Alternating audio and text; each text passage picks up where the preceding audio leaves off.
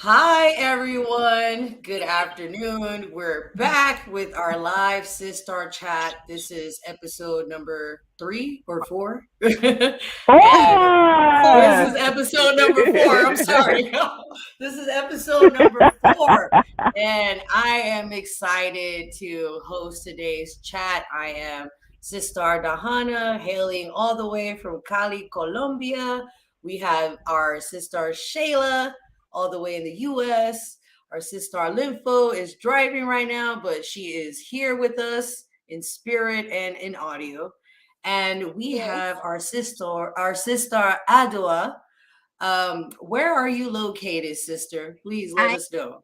I am located in Ghana, West Africa. That's right. We are hailing straight out of different corners of the diaspora in the world. And today we will be talking about intimacy and relationships. But first, we will talk about our daily world topics. And our sister Tosin is here as well. Welcome, sister. How are you? Thank you. Good evening from It's Nigeria. always good to see you. Thank you. So today's global topic will be about the protests that are rocking around Africa, Hmm. specifically South Africa, Nigeria, Kenya, and I believe it's Tunisia as well. Tunisia. Um, Tosin, Okay. I believe you have a first hand at what is going on right now in your country, if I'm correct. Are there Yes. protests going on in your country right now too? Yes. But just that it's not a general one. Okay. Now, Okay. right now, the workers are going on strike. I read the news today that the workers are going on strike because of the naira scarcity in Nigeria. So we were Wow. told that they're going to print a new set of naira notes for the citizen. But then the money were not printed, and the whole money we're not allowed to spend it, which means that we're not buying naira in Nigeria. We're not buying what we want to spend in Nigeria. Now I cannot go to a lot of people cannot go to petty sellers, people that are selling little things and say I want to transfer, make a transfer. So it's a bit difficult and it's actually affecting sales, it's affecting the economy. So aside that, also last week election and the party that are selected, all people we have different parties, different tribes in Nigeria. So some people when they've turned the politics into tribe, what I mean tribalistic. Like some people are saying, Hmm. okay, I'm supporting tribe, I'm supporting this.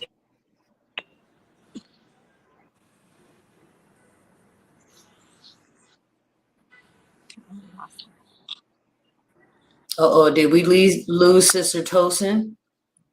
Tribe. So that has also caused Okay. a little bit of so it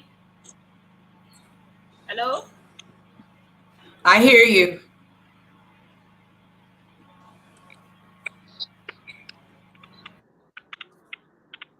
Uh-oh. Little technical difficulties. But Okay. I hear I you hear now, sister.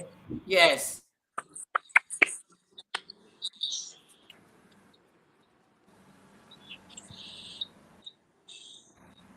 It's a little choppy today, but Sister Limpho, where you are located, are there any protests happening right now? to Yes. So we had a national shutdown on Monday, but it was actually quite a Oh, peaceful protest against the current government, and the basically against the president. And we've been getting a lot of electricity. We call them load shedding, but like basically it's when we don't have electricity for an amount of hours a day. So we've been getting a lot of those lately, and some places don't have water, and then there's the high unemployment rate in the country. So it's gotten to a point where citizens are just hurtful.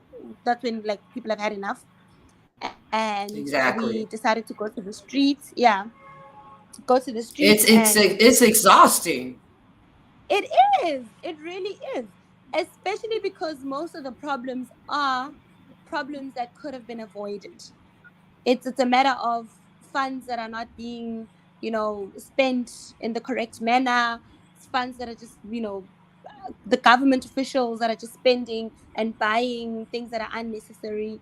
And there's a lot of corruption, especially with the electricity one. So we have like one company, which is government. It's a government entity that supplies Mhm. all of South Africa with electricity, right? Wow. So yes, and every single year we have an increase, but every single time we have stories about how no, the generators are too much, the load is too much, we don't have enough coal, and there's a lot of coal that comes from South Africa that's being sent to other countries.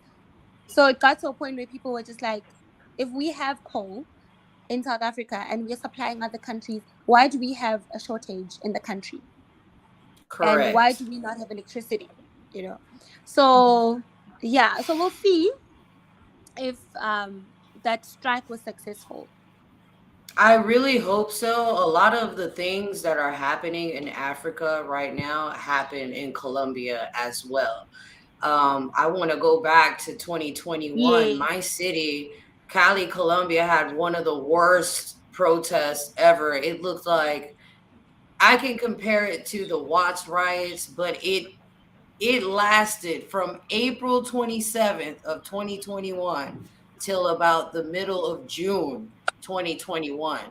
This was a long protest in my city. It was crazy. A lot of young people died because the police decided to I don't know if I want to use these words on YouTube right now, but they decided to act on their power. They abused their power to the mm, most mm, extent that they could. People actually passed mm-hmm, away from what they did. mm-hmm. Some people got a pass. Regular civilians got a pass. Um, the protests were actually for different reforms. One was for health insurance. One was for workers as well. I think there were about three different reforms that they were doing. And the students and teachers, as usual, they get really tired here in Colombia. That's who usually protests the most here. It's usually the Yes. students and the student body. But again, in my city, it was really bad. Costs were high. There wasn't money at the ATMs. Um, the other thing I wanted to mention, I was born in a city that is 3 hours away from Cali, and it is mostly a black port, a shipping port. It is the most important Yes. port in Colombia. We get about 45% of imported goods through Buenaventura. Just to get there is crazy. You have to drive through the mountains, and all these 18 wheelers drive all the way from the port into the interior of the country. Um, Most of the major cities are landlocked, but my city is the only one that has a way to the Pacific coast on the road. So whenever the 18 wheeler drivers strike, you get food shortages, prices go up on food and other supplies that come from Buenaventura. Buenaventura brings in all this money, but you don't have water all day. You have to wait for the water to come. People have water tanks at their house. They don't fund fund Buenaventura enough. And what I noticed in Colombia is that the government loves to splurge money on themselves, but not the people, and especially people from the Mm, diaspora. If you look at the coastal areas of Colombia or islands, they're very underfunded. You can't drink the tap water mm, there. In my city, you can. It's amazing. The tap water won't do anything to you. It's really good. I'm glad Sister Tosin is back. And you can finish a little bit of what you were telling us. Give us a little Okay, summary of what you were saying. I pray my network is fine. Oh, sorry about that. It's Some of the okay. technical issues. Yeah, okay. So I was speaking about the governorship election that was recently concluded in some states in Nigeria. I said the politicians actually succeeded in turning the minds of the citizen against each other, where people have to go around voting for people of their that are from their tribe. So I think actually that's has actually caused a lot of issues lately in Nigeria, where some people wanted to vote for people of their choice, the person fit, that they think it's fit, they deem fit for the position. But propagandas, political propagandas here and there, and people were now meant to see that okay, if you vote for someone from your tribe, it's going to be better than voting for someone that is not from your tribe. And even in Nigeria, people were now saying, "You go back to your land." Imagine within Nigeria, we're trying to tell someone to go back to your mother's land. It's somehow, Wow. to me, somehow. So we are facing, to me, we are facing not just when you leave this country, you assume that okay, even if I'm asked to go back to my land, I know this is not my motherland. But when we are together in Nigeria and we're referring to some people that they are not part of this tribe, so you leave this state and go back to your own state just because of politics. So these are some of the issues that Nigeria faced in some few not even up to weeks. This last week Saturday, where we did the governorship election. Then the issue of money, it's also something that is, but of course I know the politicians and people that are at the high rank, I know they have access to this money that the citizen and the masses don't have access to. So if you're going to get Correct. money, you have to buy currency in Nigeria to spend.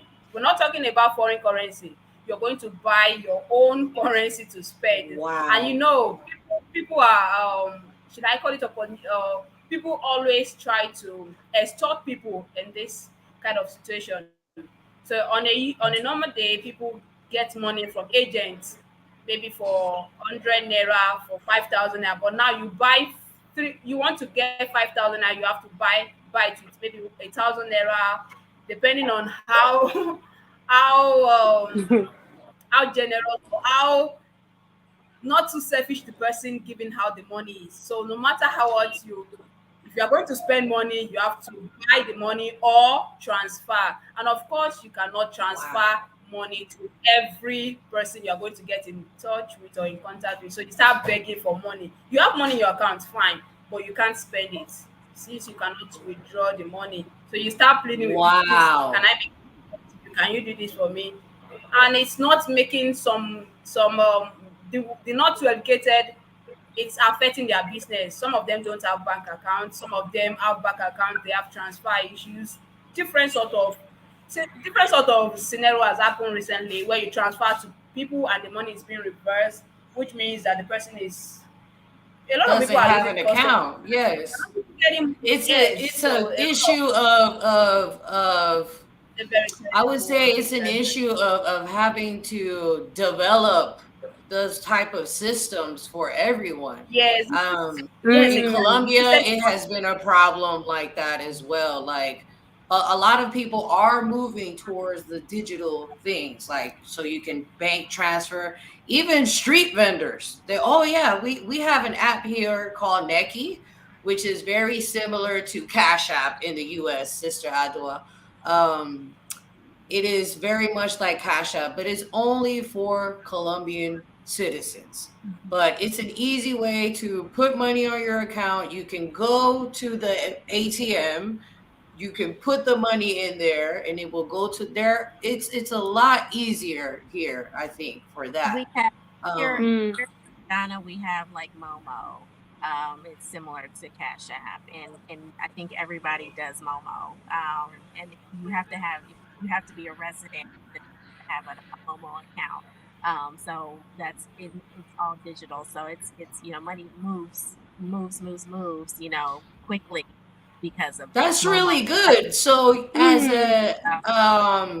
So is as that a resident, you're allowed to MTN? open the app as well. Oh, can you hear me? I'm sorry. Oh, Yes, yes, I hear oh, you, Sister Adwa. uh, yeah. So I was saying that MTN is like the biggest company here. It's done through the mobile phone or tech company, and so Mm. MTN is like the one here. There's several other ones, but MTN is the major one. And so, but sometimes MTN doesn't always work, so it's a challenge.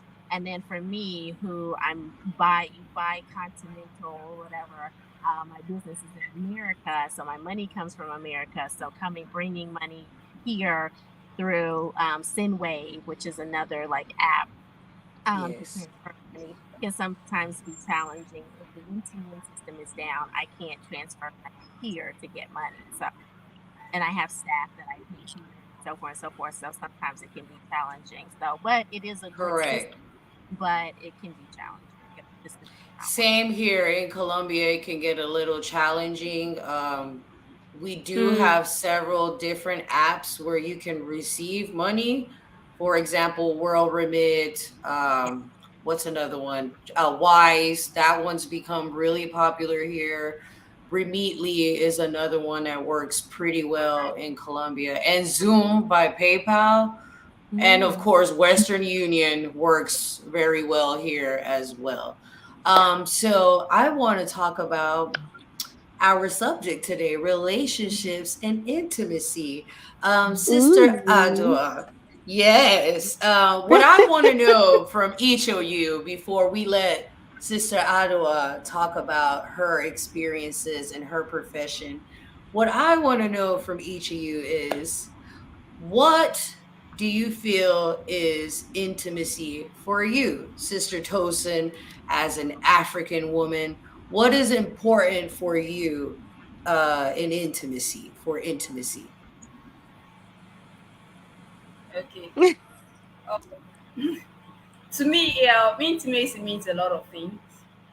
Now, if you're going to take it down to relationship, which is our subject matter today, it has to do with sacrifice. Someone who can sacrifice a lot of Mm. things. Commitment. We can't talk about intimacy when there's no commitment. For me, when there's no sacrifice, you have to sacrifice a lot of things, and you have to be committed. That's how I view it. Because when two things are not in place, a lot of things is going to go wrong, and things are not going to work out the way you feel. So someone loves uh, who truly loves me must be committed in terms of relationship, must be accountable, and must also be able to sacrifice some things just for the sake of love. I like that answer. Thank you so much, Sister Limpho. So for me, intimacy is about connection. Um, so I can't be okay. So in the sorry, I'm trying to think of how to word my answer, but I can't be intimate with you unless I feel close to you and I feel connected to you. But in the Hmm. same way, I can't be connected to you unless I feel like I'm safe enough to be intimate and not just physically. So for Yes. me, it's more it's without the physical touch and just being there physically.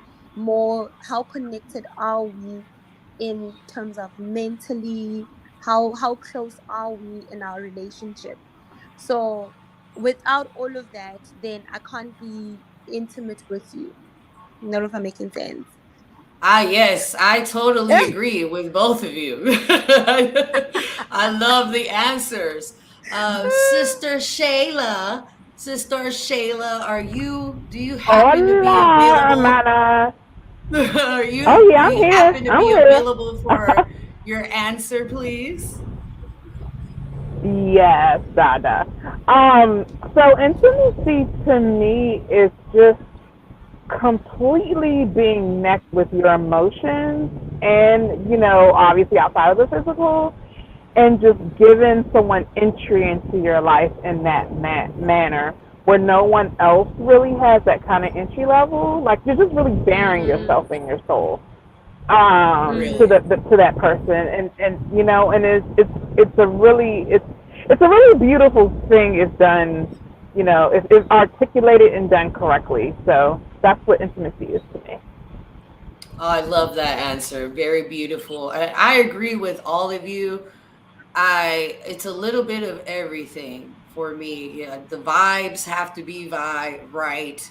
Like it's not always physical, it's moments in time, it's moments shared, even if it's just having a glass of wine together and talking, that's a form Yeah. of intimacy as well. Feeling like you're safe around that Absolutely. person, right? Mm-hmm. Feeling like you're Mm-hmm. safe around that person, whether it's your partner or not, whether it's just a friend or a sister or a brother or a family member or a lover. Um, there are many different forms of intimacy. Right now, though, I feel like there's a weird narrative going around with polyamorous things, um, Woo! that men feel like they can do whatever they want because they Yes. support the household. So Mm-hmm. I don't know how to feel about that. I'm just throwing it out there, but I understand. Like, let me. I want to. You know what? I think having these poly relationships, because this is a sister chat, so all of us have different ideas, right? I yes. think Yeah. if everyone is like mature in it and it's not just for increased sexual behavior, right? I mean, listen, I have no problem with it. Am I poly? Am I a polygamous person? No, but that's just me. You know what I mean? I think Yeah. there needs to be a code and conduct to it, and as long as everyone Mm. subscribes to that code and conduct, it's fine. But if you're just doing it just to have multiple women because you think you're lacking something in your life, then that's obviously counterproductive, and you should probably seek professional advice. But yeah, if it has like more conduct and more rules to it, I don't see a problem with it. And a lot of African countries practice that too. So it's not like it's not super native to us. But there are rules that should be certainly applied. But yeah, that's my take on it. But I also Anyone just else I have feel like anything in to say? Africa, Okay, sorry. yes. Go Yeah. ahead, Yes. Limpho. Sorry, Shayla. I feel like also like if you look at history, like I grew up in a household where I never saw, and I'm not saying it's intimacy, but I never saw my mother and my father being physical in any form or any way. I never saw them hug. I never saw them hold hands. I never saw them kiss. Wow. It was very formal. I grew up in that type of household where it was very formal, and then I grew up, and then obviously I started dating, but I didn't know what I was doing most of the time. And it felt like taboo because I grew up being told, you like my mother would say, if you stand next to a boy, it just stand, not even not even do anything with the boy, touch the boy. If you like when I started my period, I got this whole speech of, now you shouldn't even stand next to a boy, you shouldn't Oh, talk to wow. a boy because something bad will happen to you. Wow. Right? So I feel like a lot of us Yes. in African, yes, I feel like a lot of us in African countries grew up in that whole in Wow. that I think whole I can thing of being relate. scared of intimacy. And I struggled a lot. Like I Mm, only got to understand myself through therapy. But I struggled quite a wow. lot with intimacy and being able to relate to other people, not just this opposite gender, but just being able to be intimate with someone, a friend, or being allowing myself to be vulnerable because of how I grew up. Of course. Because I it's feel like Sister Adwoa wants to say something about that. yes. I see her shaking like she's ready. Go ahead, sister. So, so to go back to the first question about intimacy, I heard everyone's answers, and there's a couple of things that actually that's number one and number two things that I didn't really hear. There was some allusion to it, but I didn't hear them. And number one is trust, and number two is Yes. okay. You have Mm. without those two things. Okay. Um, Mm. in our society, we are most people are not taught. Just as Limpho was talking about, she didn't see it in her household. She wasn't, she didn't know what it was to really engage in a proper, healthy relationship because she didn't see all Mm-hmm. aspects of it. So you need to see the loving parts. You also need to see the not so loving parts so that you know that there's no one way to relate and that Yes. relationships are complex. And so, as we kind of went into talking about polyamory, which I up in kind of a polyamorous family, and I am polyamorous myself, and I am a therapist that focuses on polyamory and alternative lifestyles. Sometimes most people don't know how to even have monogamous they can't do poly right either. And most people who are trying to do poly in this new age are really people who are trying to fill a void and they're using poly as a way to people collect, I say.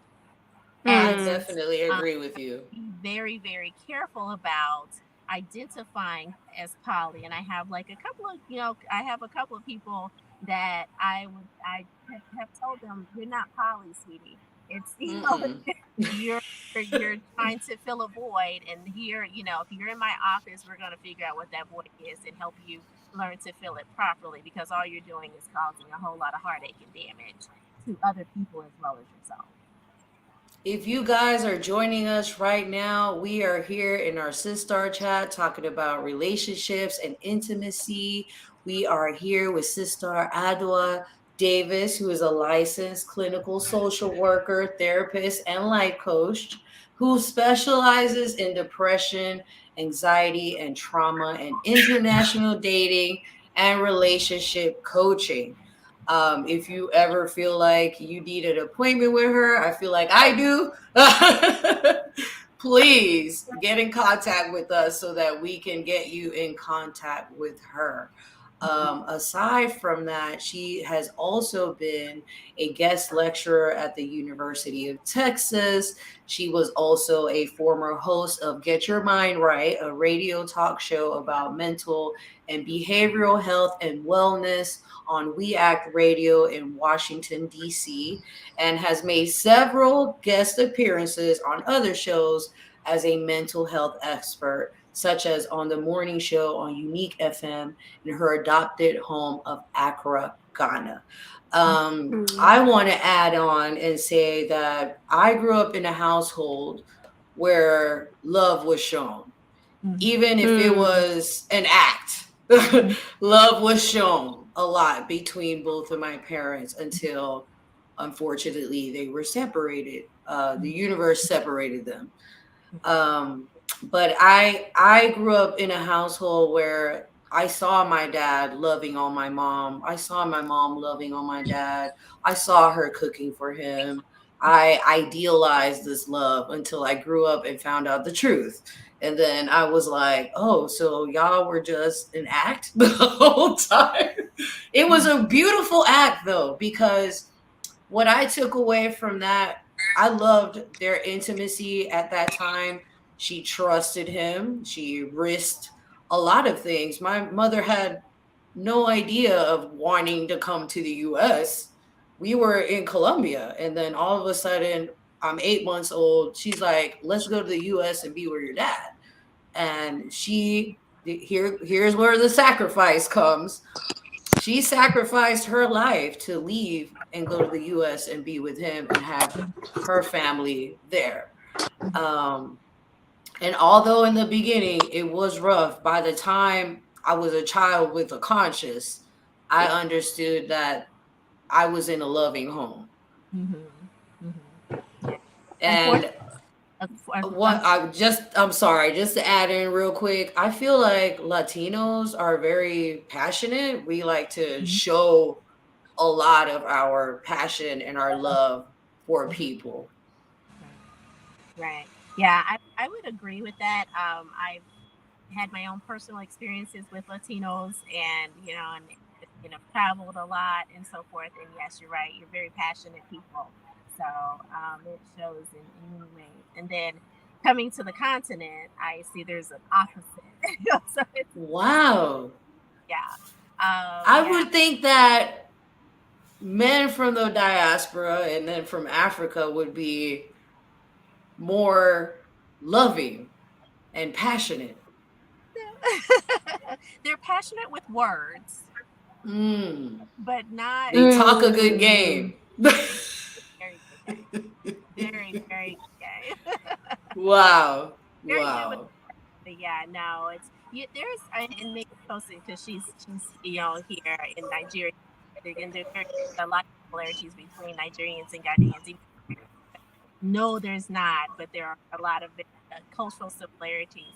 But yeah, there's there's like I don't want to say coldness, but there's just not, you don't see men and women like holding hands or Mm. Mm-hmm. public displays of affection. Most times you'll see men in one corner and women over in another corner. You really don't see, like, in the States, you see people walking down the street with hand in hand, right? And probably in Colombia, where you are, because you are more passionate, you rarely see a couple walking down the street. Look, we're so passionate. I went to the elevator and there's this girl just hugging on her boyfriend.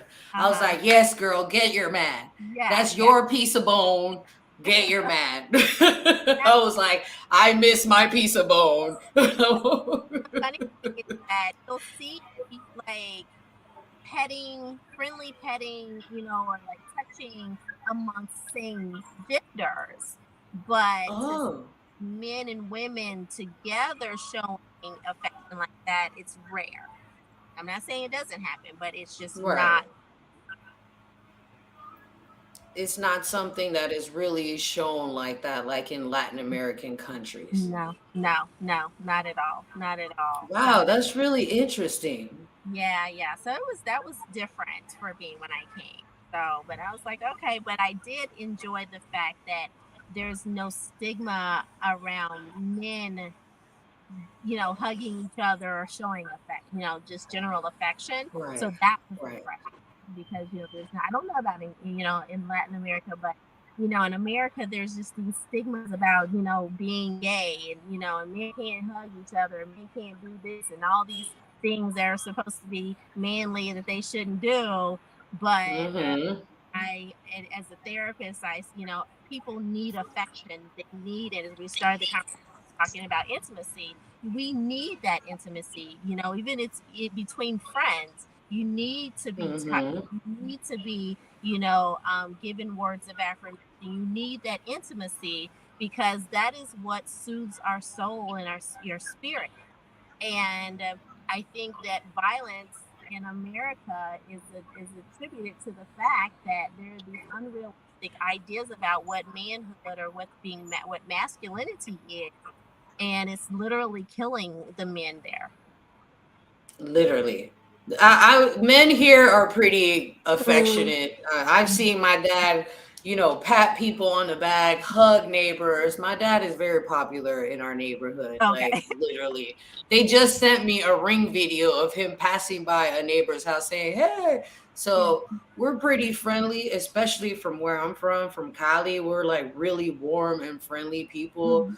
I've been told that I'm very touchy feely. I'm the type of person that when I laugh, I put my hand on your leg or on your back or your arm. Yeah. Every time I meet someone, I go in for a hug and an air Yeah. kiss. Yeah. That's just a real Latin thing, and I It's don't feel like men here are ashamed of hugging each other or right. touching each other. I've even seen heterosexual males give each other a kiss Right. without a problem. Like, oh, hey, my brother, oh, I love you, Yeah. and it's not Seen, a problem. yeah, I've seen it here too. like I said, that's why it's very refreshing. Coming from the States where that is completely taboo, and I don't know, like if you guys have seen or talked about, like certain embraces between a couple of actors, and Mm. people are just up in arms about it, and I'm like, no, that's what we should do for each other, right? And I mean, Mm. it's very sad that there's all these stigmas around what's masculine or feminine or whatever. And like you, Dajanna, I come from a southern based family, and we're very in touchy feely and hugging and Mm-hmm. forth. And one of the things that I had to kind of curb when I moved to Africa was like, I'm used to going up and hugging people and saying hello. I don't shake hands because I'm a germaphobe, so I will hug you, yeah. But yeah, and so like I had to stop hugging people, and it's really, I can tell it's taking a toll on me though. Mm. Um, and Yes. you hug or that you exchange endorphins. There's like an endorphic high you get, and that increases your mood. And so like having that exchange with people give you a boost. And so I was having a conversation with my friend the other day, and we were kind of having a similar conversation. And she was saying, like, she had never felt so low or depressed or having bouts of depression within a continent, because she's used to having those physical exchanges and she's not getting them. And so it's, we were both saying how we see the difference. I'm So a person who needs hugs and loves hugs. What about you, Sister Tosin and Sister Limpho and Sister Shayla and Sister Adwoa? I need hugs. yeah, I, like, my number one love language is affection. So Mm-hmm. yeah, and quality time. So yeah, it's a Correct. struggle. Yeah, it's a struggle. It's very important. Mhm. So we're going to end our chat right now.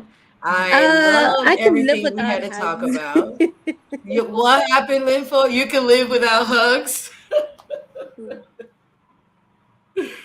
You can live without hugs. Really? Tosin, Seb, you I'm too? joking. I can't. Oh, okay, Oh, okay. I was about you to know, say. no, not really. It's a kind of showing how much you love someone when you do that. But I grew up in a house where things like that doesn't really make sense. Like sometimes when you do that in public, you feel embarrassed. Even if the person is your girlfriend or your boyfriend, you feel embarrassed displaying your love, even with your wife. Oh, It depends on your background or your family. If your parents Mm-hmm. traveled and seen different things, there might be a Yeah. type of different family entirely. But in a family I grew up, yes, they love their children. They love my mom loves my dad loves my mom, but they Mm. don't really show those type of things. It's inside their room secretly. Yes. So right. those are things people don't usually do that. Just holding of hands, I think that is just it. But with my friends, I do love it when you hug your friends. There's this closeness you feel. Mm-hmm. I love that, and I do hug my friends. It gives us this kind of closeness when we hug each other. We It's love like each other. Sister Adwa said. It's endorphins. It's an energetic exchange, especially if it's with Mm. someone that you trust and you love, whether it's a friend or a lover or whatever. As long as you feel like you have some type of intimacy with this person, that hug is gonna feel amazing. Yeah. I love a hug. Mm-hmm. I do. I loved our chat today, ladies. Thank you so much, Sister Adwa, for giving and blessing us with your presence and your knowledge. I will definitely Yes. keep it here and here. It's important to know a lot of the things that we talked about. And I hope that our word spreads around the community and people who need to listen to this. And we hope it resonates with you. Mm-hmm. Yeah. Thank you for having me. I really enjoyed it.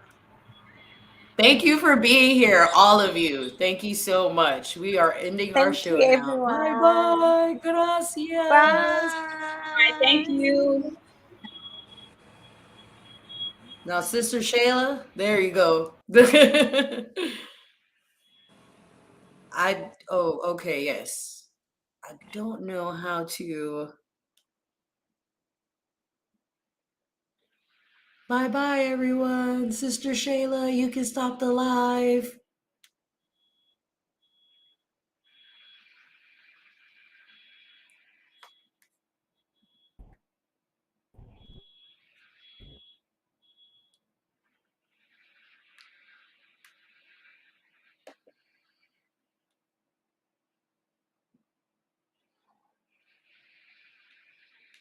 Uh-oh.